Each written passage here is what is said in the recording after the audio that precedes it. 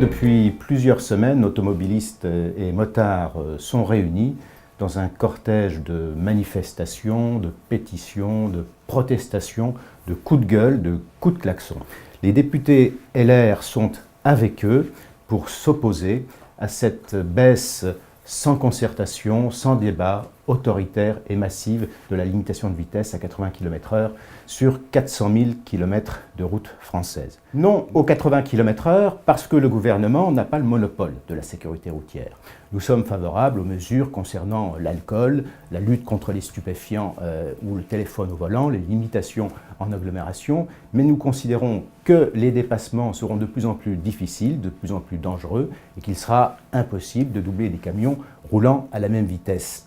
Non aux 80 km/h parce que les chiffres de l'Observatoire national interministériel de la sécurité routière ont montré en 2017 une baisse du nombre de morts sur les routes françaises. Non aux 80 km/h parce que nos voisins européens autorisent des vitesses entre 90 et 100 km/h et font mieux que nous en termes de morts sur les routes, avec plus d'habitants, plus de voitures, plus de trafic et pourtant moins de morts que nous sur les routes.